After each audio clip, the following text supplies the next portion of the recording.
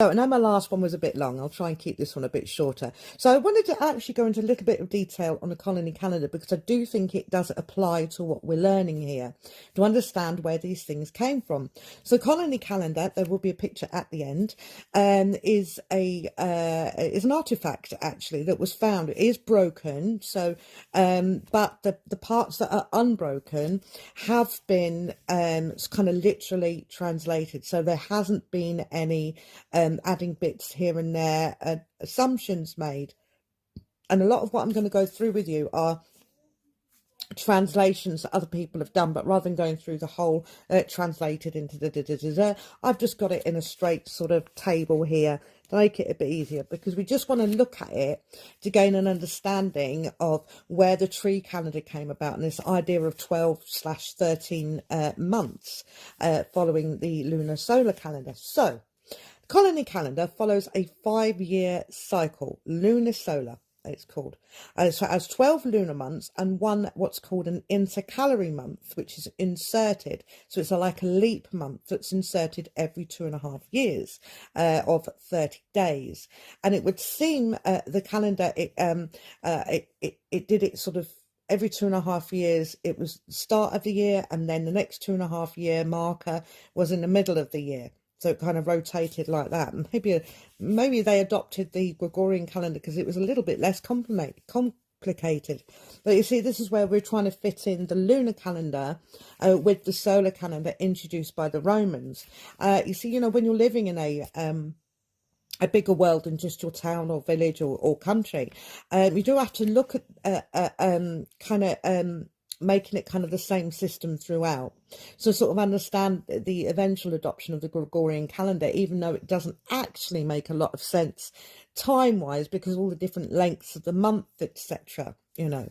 But, you know, to keep it as standard throughout the world so we can all communicate at the same time, I sort of understand where that came from. So, as I said before, the colony calendar seems to be a transition of those two, where somebody has tried to fit it together, and it actually makes some sense. I'm going to try and get on with it because I am rambling a bit. So like I said, the 19-year Metonic cycle of the solar year, found in France, fragmented, written in Latin with Gaulish terms. So it was Gaulish terms, Gaulish language and ideas written in Latin, because that was the standard language used across the Roman Empire. It's a peg calendar, so it's like a calendar where you move the pegs along day to day, and again divided into summer and winter, and then 14 months, so including those two intercalary months. And on the calendar, the names of those intercalary months have been lost. They're not part of what's left of it. All they have left is that length of time, and that it's in those positions every 2.5 years.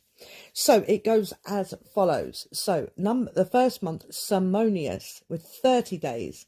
Samo meaning summer, and that is May to June. So I figured that sort of fits kind of with around Beltane, or the lead up to Beltane, maybe. Number 2, the second month, Dumanios, which is 29 days. And it was believed that the name Dumanios translates into fumus, which means fumigation. So the month of fumigation, or the sort of month of clearing things out. But also I would imagine, being the harvest year that everybody sort of applied it to, everybody was doing, it would be just kind of putting down manure, etc., clearing out the fields ready for planting, and maybe even the first planting. And I hurry up a little bit because I know I'll run out of time. Third month, Rivros, 30 days, known as the fat month. So this is July and August. So this would be the start of the harvest around Lammas time. So you can see where fat month does fit in with that. Anagantio, 29 days, ritual ablutions. So ablutions, of course, trying to think of the word, kind of habits, you know, things that you do, maybe more ritualistic in that sense, around Mabon, I think, August to September.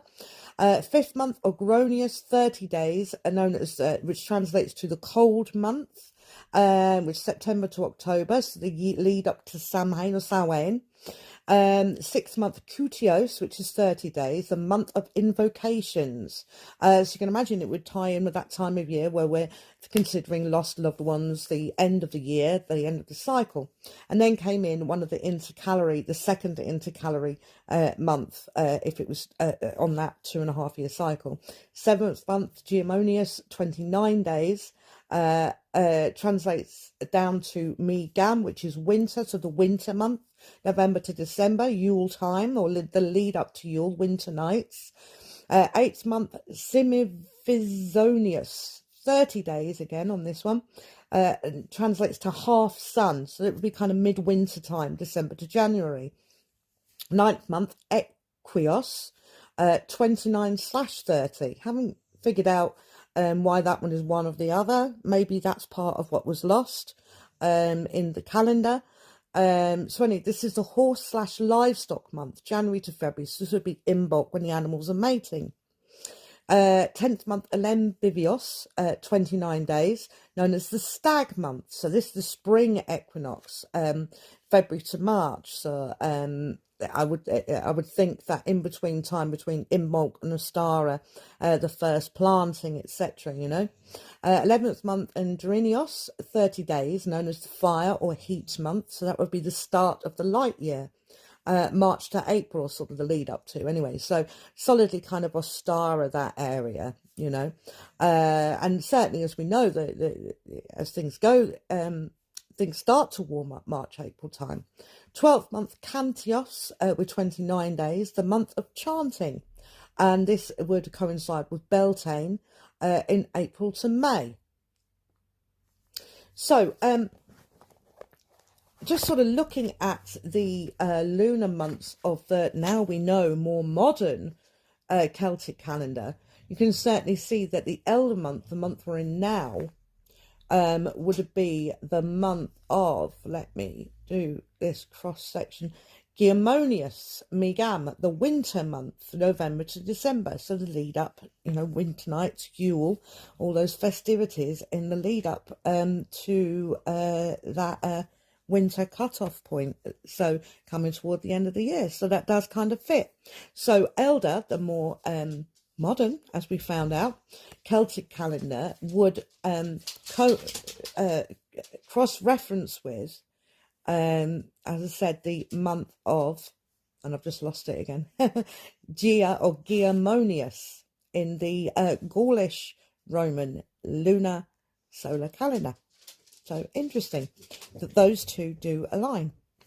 So yeah, next up, like I say, I will start looking into the transition from this calendar that we've just discovered, the coligny calendar, to the now, as we know, more modern Celtic tree calendar. So I hope you've enjoyed my research there, and I'll see you on the next one.